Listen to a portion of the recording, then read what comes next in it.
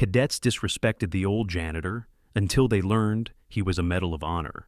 Recipient, the United States Military Academy at West Point, sits on a bend in the Hudson River like a monument to permanence.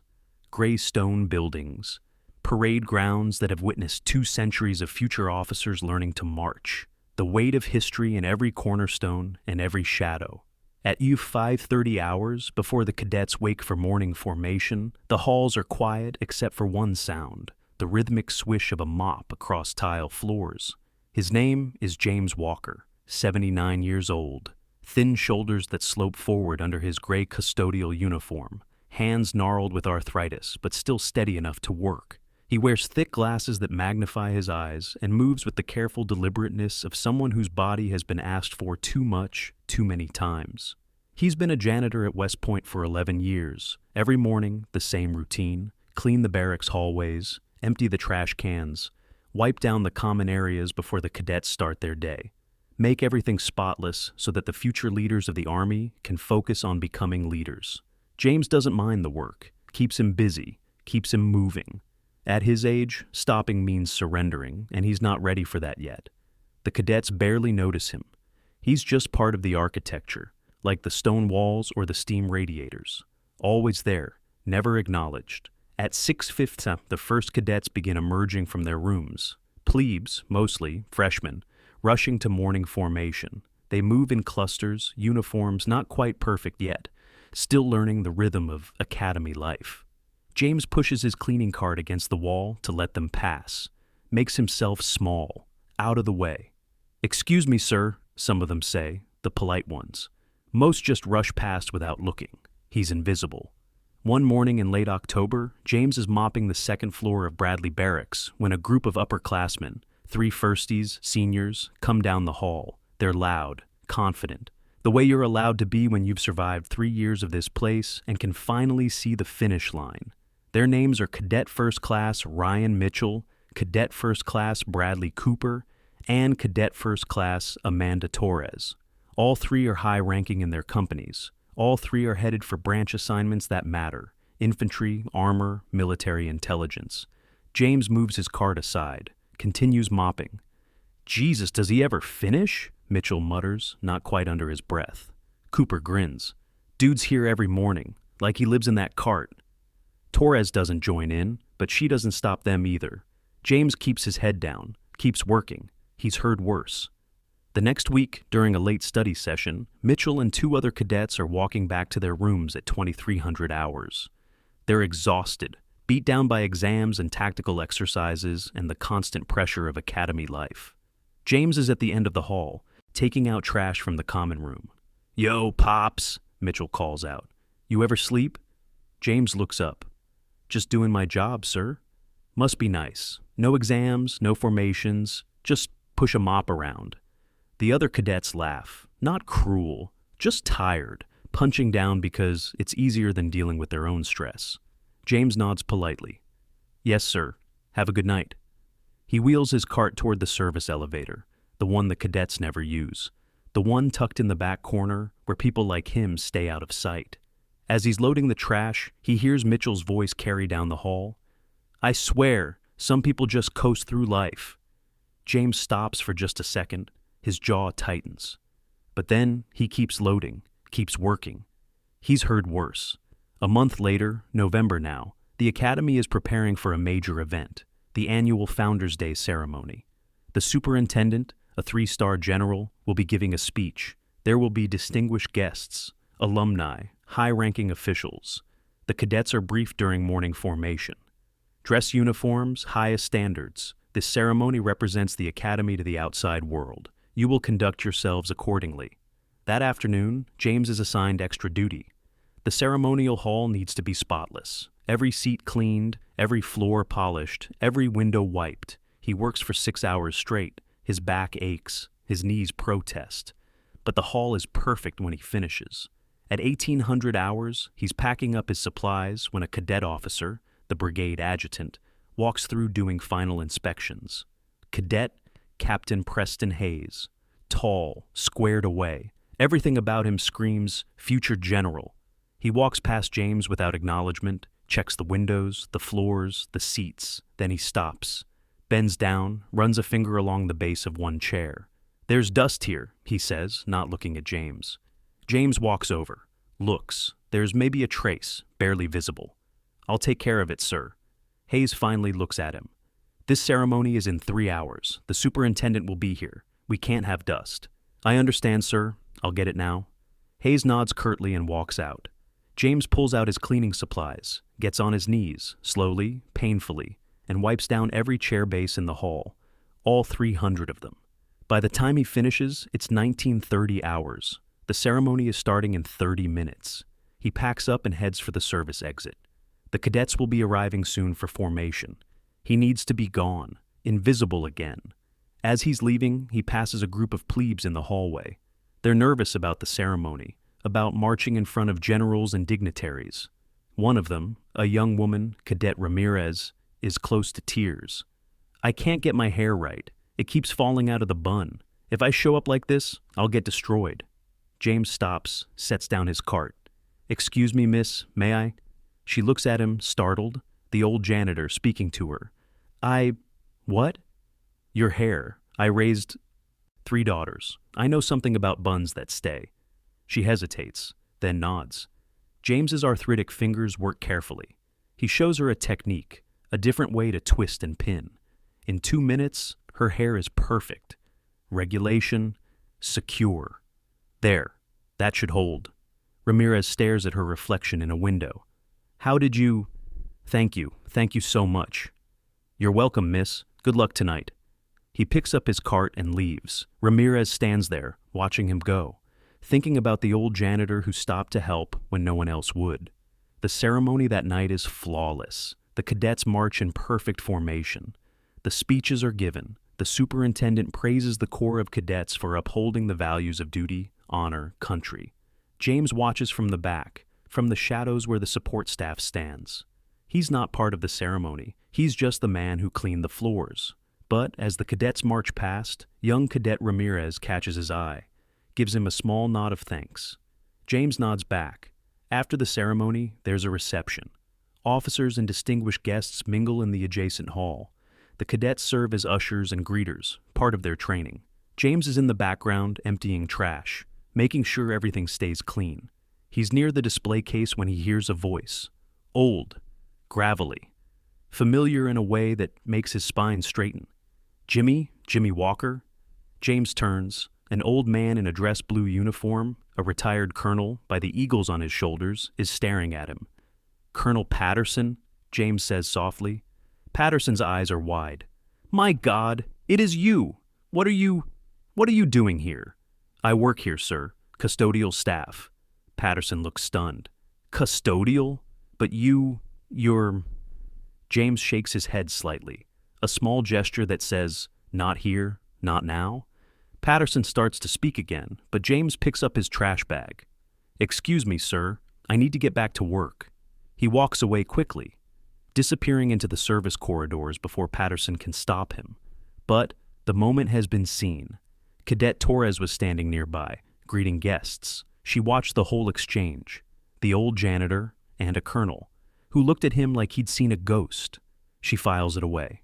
Curious, but not curious enough to follow up. Not yet. 3 days later, Colonel Patterson returns to West Point. He asks to speak with the superintendent, General McKinley. The meeting is private, but word spreads the way it always does in tight communities. After the meeting, General McKinley makes a phone call to the Commandant of Cadets, then another to the Dean, then one more to the head of Facilities Management. Questions are being asked about James Walker, the janitor in Bradley Barracks. The facilities manager pulls James's employment file. It's thin. Application, background check, tax forms, nothing unusual.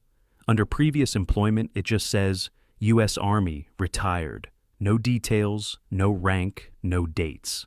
That's not unusual for veterans. Lots of them are on staff at West Point, but something about this has gotten a general's attention. The commandant calls James into his office.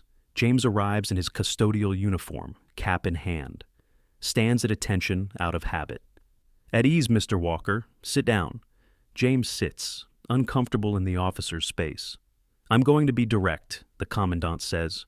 Colonel Patterson visited yesterday. He seemed very surprised to find you working here as a janitor. He suggested I look into your service record.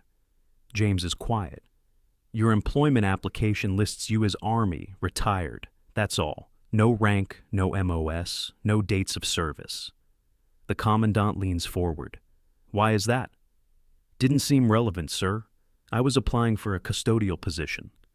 Most veterans include their service details. They're proud of it. James looks at his hands. I prefer to keep it private, sir. Mr. Walker, Colonel Patterson seemed to think you're someone significant, someone the Academy should know about. With respect, sir, I'm just a janitor. I do my job. I don't cause trouble. That should be enough. The commandant studies him. This old man who speaks like a soldier but dresses like a laborer, who stands at attention even when told to sit at ease. I'm going to request your full military records, the commandant says. If there's something there that reflects poorly on the Academy's hiring practices, I need to know. There's nothing like that, sir. Then what is there? James stands. Permission to get back to work, sir. I have the 4th floor to finish before evening formation. The commandant wants to push, but something in James's posture, the dignity, the quiet strength, makes him pause. Dismissed. James leaves. The records request takes 2 weeks to process. In that time, Cadet Torres can't shake the memory of that exchange. The janitor and the colonel. The way the old man tried to disappear. She starts paying attention to James, watching him work. He's always early, always thorough, speaks softly to the cadets when he has to speak at all. Never complains, never rushes. One morning, she's walking past the library and sees him helping a plebe carry a broken desk to storage. The desk is heavy. James is 79 years old, but he doesn't hesitate. Sir, I can get that, the plebe says. I got it, son. You'll be late for class. Torres watches them go. This old janitor who calls cadets son and miss, and moves like someone who's carried heavier things than furniture. She makes a decision. That afternoon, she goes to the library, the Academy's archives. They have records of every graduate, every faculty member, every significant figure in West Point's history. She searches for James Walker. There are 43 results. None of them match. She tries different variations. J. Walker, Jim Walker, Jimmy Walker. Still nothing. Then she remembers something. The colonel called him Jimmy, and he called the colonel Colonel Patterson. She searches for Patterson, finds him. Colonel Richard Patterson, class of 1968, served in Vietnam, multiple tours. She looks at his service record, the public parts at least. Infantry officer, decorated, served with the 1st Cavalry Division. On a hunch, she searches the 1st Cavalry Division roster from Vietnam. There are thousands of names. She scrolls through them, not even sure what she's looking for. And then she sees it. Walker, James T. Staff Sergeant. 1st Battalion, 7th Cavalry Regiment. She clicks on the name. The entry is brief, too brief, just, see classified records, special access required. Classified. Why would a janitor's service record be classified? Torres sits back, her mind racing. The next day when she passes James in the hallway, she stops. Mr. Walker? He turns. Yes, miss? I wanted to thank you for keeping our barracks so clean.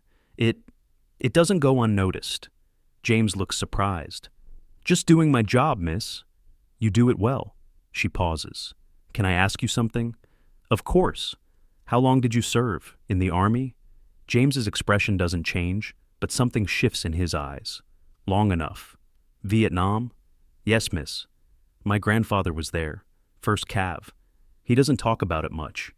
James nods slowly. Lot of us don't. Why is that? He's quiet for a moment. Some things are hard to find words for. Torres wants to push, wants to ask more. But something in his posture, the way he's holding himself, like he's preparing to retreat, stops her. Well, thank you for your service, Mr. Walker. Thank you, miss. He turns and walks away. Slowly. Always slowly. Torres watches him go and knows, absolutely knows, that there's more to this old man than anyone realizes. The classified records arrive at the superintendent's office on a Monday morning. The envelope is marked, Restricted Access, Eyes Only. General McKinley opens it alone in his office. starts reading. 5 minutes later, he picks up his phone. Get me the commandant, now. That afternoon, there's an emergency meeting. The superintendent, the commandant, the dean, and the head of the history department, Colonel Sarah Chen.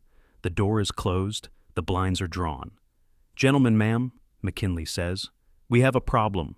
He slides a folder across the table. James Walker, our janitor in Bradley Barracks. I requested his full service record. This is what came back.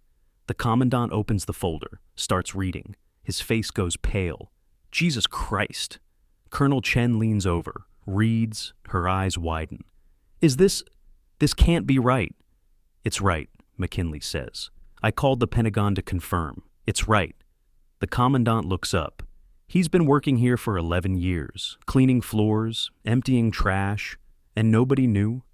He didn't want anyone to know, McKinley says. He specifically requested that his records be sealed when he applied for the position. Why would he do that? Because, Colonel Chen says softly, still reading, men like this don't want recognition, they just want to live quietly. She looks up at McKinley. Sir, we have to do something. I know. The cadets need to know. The Corps needs to know. I know. McKinley stands, walks to the window, looks out at the parade ground where future officers are drilling. Get him in here, he says finally. Let's ask him what he wants. James receives the summons at 1600 hours.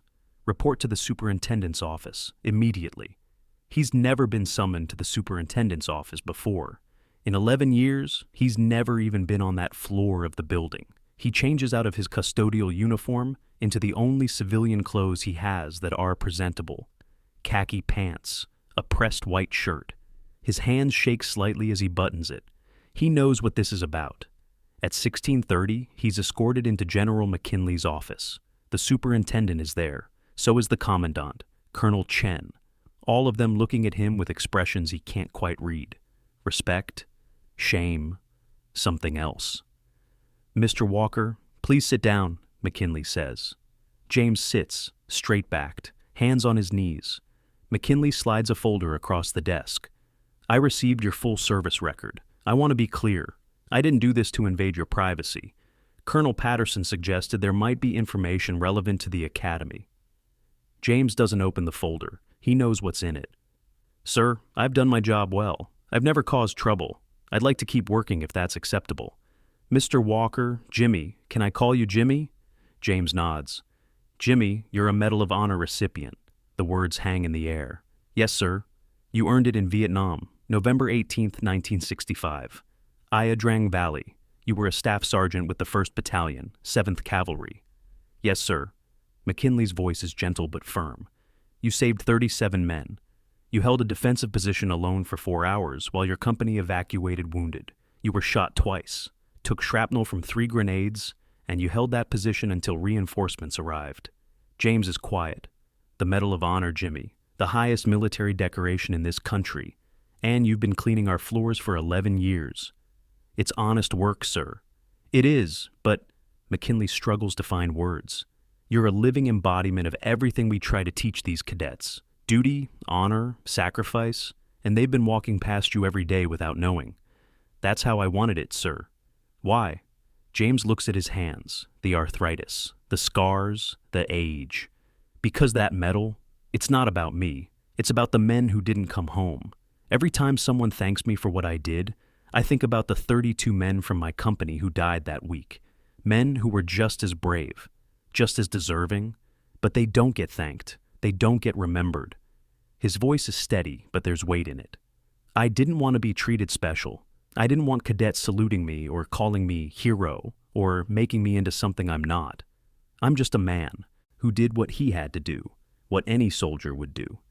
But the cadets, Colonel Chen says softly, they need to know that heroes look like you, not like movie stars or generals, like a 79-year-old man who still shows up to work every day and does his job with dignity.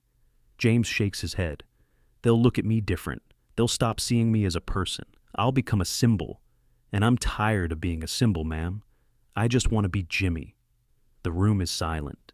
Finally, the commandant speaks. What if we gave you a choice? We could keep this quiet if that's what you want. Or we could honor you properly. Let the Corps know who you are, what you did. And if I choose to keep it quiet, then we keep it quiet. You're a civilian employee. We can't order you to accept recognition. James looks at each of them, these officers, these leaders. They mean well. He knows they mean well, but they don't understand. I appreciate what you're trying to do, sir, but I've thought about this for a long time. I don't want a ceremony. I don't want my picture and trophy point. I just want to finish my work and go home. McKinley nods slowly. I understand, but I have to ask. What about the cadets who disrespected you, who treated you like you were beneath them? Don't they need to know what you sacrificed, what you represent? James is quiet for a long time. Sir, those cadets are learning. They're young. They make mistakes. I made plenty at their age. He pauses. If they learn respect, it should be because they choose to be respectful, not because they found out someone has a medal. That's a generous way to see it, Colonel Chen says. It's the only way I know how to see it, ma'am. McKinley stands, walks around the desk, extends his hand. Then we'll respect your wishes. Your secret stays with us. James shakes his hand. Thank you, sir. But Jimmy, one request. Sir, if any cadet asks you directly about your service, if they show genuine interest, not just curiosity, tell them the truth, don't lie. These young men and women need real examples, not legends, people. James considers this.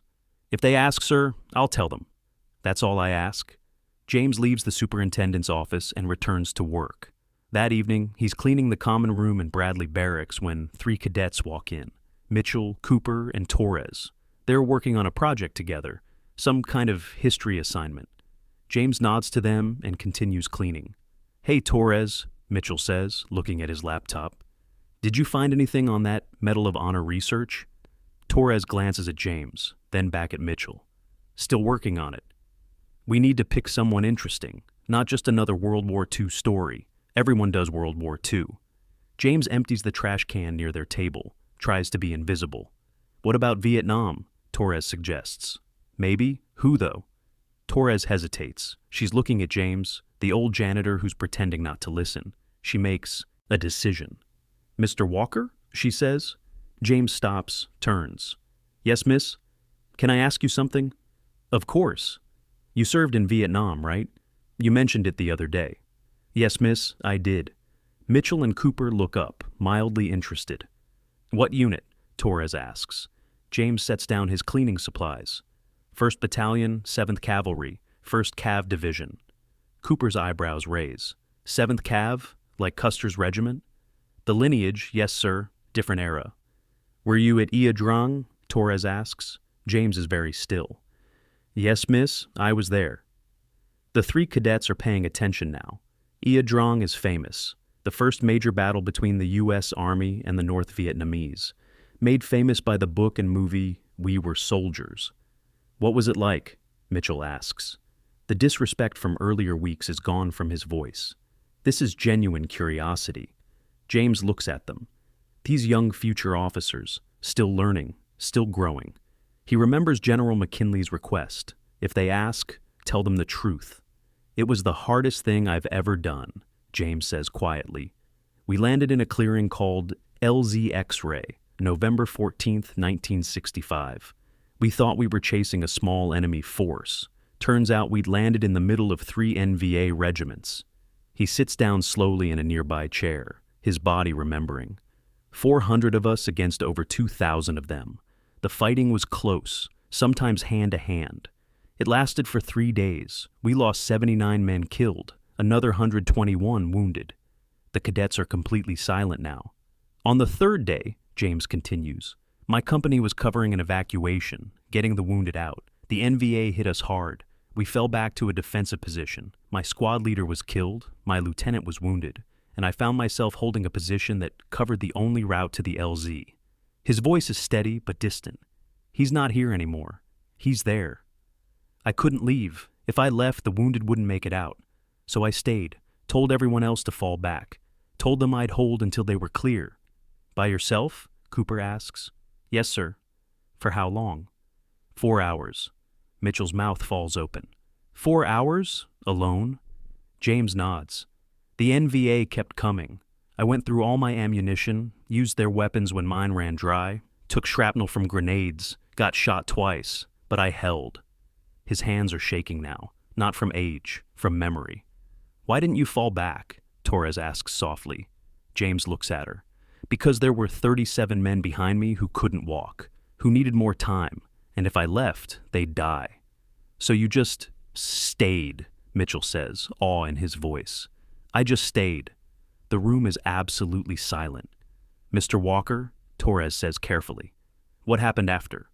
Reinforcements arrived. Medevac took me out. I spent 6 months in hospitals. He pauses. They gave me a medal. What medal? Cooper asks. James meets his eyes. The Medal of Honor. The words land like artillery. All 3 cadets stare. Then, as one, they stand at attention. James waves a hand. Please sit down. You don't need to. Sir, Mitchell says, and his voice is shaking. I've been. He can't find words. His face is red. James stands slowly. It's okay, son. No, it's not okay. I called you. I said you were coasting. I treated you like a janitor, which is what I am. But I'm a man who does his job, James says firmly. The medal doesn't change that. It doesn't make me better than you. It just means I had one very hard day a long time ago. Torres has tears in her eyes. You've been cleaning our floors, and we've been walking past you like you were nobody. I am nobody, James says gently. That's the point. The men who died at Ia Drang, they were nobody too. Just kids from small towns who did their duty. I'm not special. I'm just the one who survived. He picks up his cleaning supplies. I need to finish this floor. You boys, you and Miss, have studying to do. But before he can leave, Mitchell speaks. Sir, permission to shake your hand? James looks at him, this young cadet who mocked him, who's now standing with perfect posture and tears in his eyes. Permission granted. They shake hands, then Cooper, then Torres. Thank you for your service, Torres says, and I'm sorry for not seeing you. You see me now, James says. That's what matters. He walks away pushing his cart, back to work.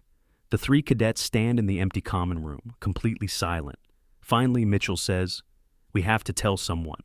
He doesn't want recognition, Torres says. I know, but he spent 11 years making sure nobody knew. We're not going to take that from him. Cooper nods slowly. She's right, but we can do something else. What? We can treat him the way he should have been treated from the start. Word spreads among the cadets. Not officially, not through channels, just whispered conversations. The janitor in Bradley Barracks, he's a Medal of Honor recipient. Ia Drang. Look it up. Within a week, every cadet in the company knows. The change is subtle at first. Cadets holding doors for James, saying, Good morning, sir, instead of just rushing past. Helping him lift heavy bags without being asked. James notices. Of course he notices. But he doesn't comment on it. One morning, he arrives to find his cleaning cart already loaded with supplies. A note taped to the handle. Thank you for everything. The Corps. Another day, he's mopping a hallway when a plebe approaches, comes to attention, salutes. Sir, permission to help with your work detail? James looks at him. Son, you don't need to do that. I want to, sir, if you'll let me. James hands him a spare mop. They work in silence for 10 minutes. Why'd you join the army? James asks eventually. My grandfather served, sir. He always said it was the most important thing he ever did. He was probably right. The plebe pauses. Sir, can I ask you something? Of course. How do you do it? Stay humble after everything you've done? James stops mopping, leans on the handle. Because I know what I did and what I didn't do. I held a position, that's all. Other men fought just as hard, died just as bravely. They just didn't have someone writing it down. He looks at the young cadet. You want to be a good officer? Remember that every soldier who serves does so with honor, not just the ones who get medals. The plebe nods. Yes, sir, I'll remember that. 2 months later, the academy holds its annual Founders' Day parade. James is working that day, making sure everything's clean, everything's ready. As he's finishing up, Cadet Torres approaches him. Mr. Walker, the superintendent would like to see you. At the parade ground. James frowns. I'm not supposed to be on the field during ceremonies. I know, sir, but please, just trust me. Reluctantly, James follows her. They walk to the parade ground. The entire corps of cadets is in formation. 4,000 future officers standing at attention. General McKinley is at the podium. When he sees James approaching, he gestures him forward. "What's going on?" James asks Torres. "Just go, sir." James walks slowly toward the reviewing stand. Every eye in the formation is on him. He feels exposed, uncomfortable. McKinley extends his hand. "Jimmy, thank you for coming." "Sir, I thought we agreed." "This isn't about recognition," McKinley says. "This is about respect. There's a difference." He turns to the formation, speaks into the microphone. "Corps of cadets. You know the words we live by. Duty, honor, country. But sometimes we forget that these aren't just words. They're lived by real people in real moments." He gestures to James. "This is Mr. James Walker. Many of you know him as the custodian in Bradley Barracks. But some of you recently learned that Mr. Walker is also a Medal of Honor recipient, that he served with distinction in Vietnam, that he held a defensive position alone for 4 hours to save the lives of his fellow soldiers. The formation is absolutely silent. Mr. Walker has asked not to be honored publicly, and we're respecting that wish. But I wanted him here today to remind all of you, and myself, that heroism doesn't wear rank. It doesn't announce itself. It often goes unnoticed." McKinley turns to James. "You've been working at this academy for 11 years, cleaning our halls, making our spaces livable. And in doing so, you've been teaching us something we all needed to learn, that dignity is found in the work itself, not in the recognition that follows." He steps back, salutes.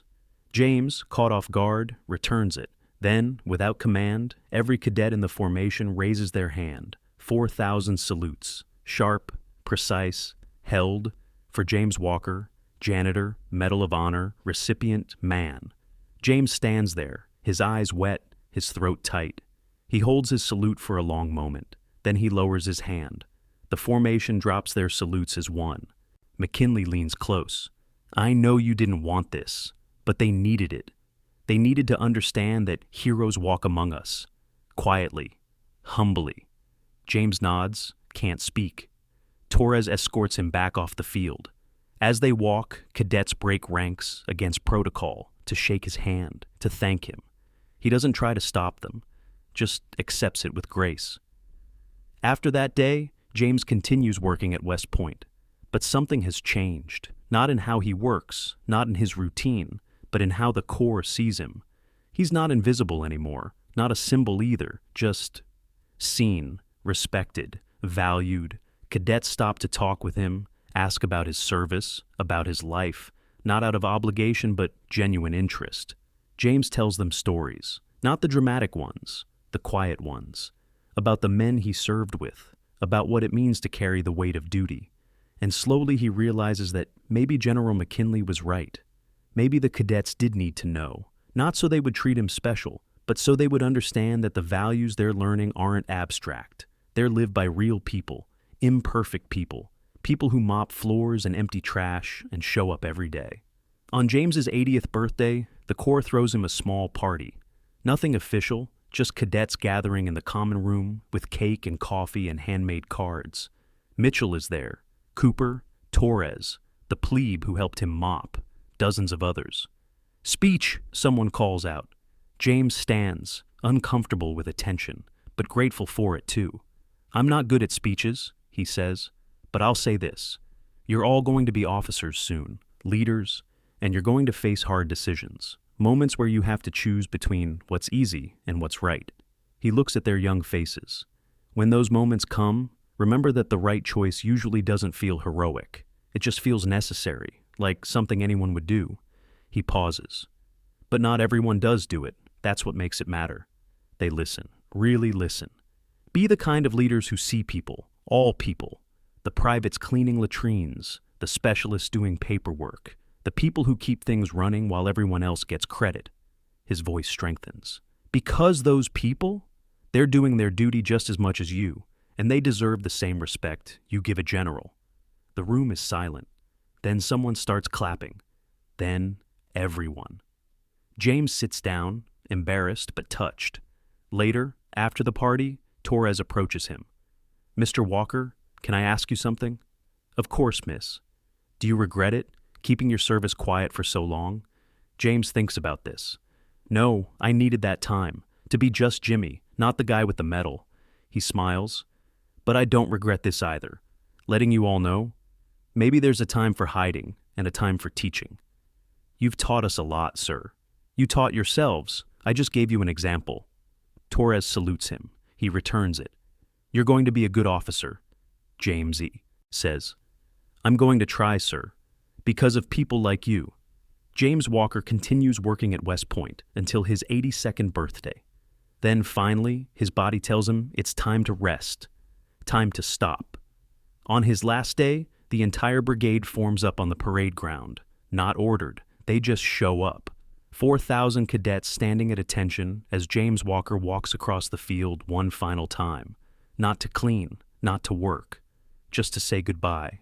The superintendent presents him with a plaque, his name, his Medal of Honor citation, and underneath, "Who taught us that honor is found in how we serve, not in how we're served."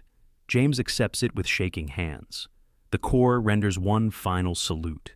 James returns it, then walks off the field, not as a janitor, not as a hero, just as a man who did his duty, every day, for 11 years. 3 years later, James Walker passes away peacefully in his sleep. His funeral is held at West Point, full military honors. The chapel is packed with officers, enlisted soldiers, and cadets who never met him but know his story.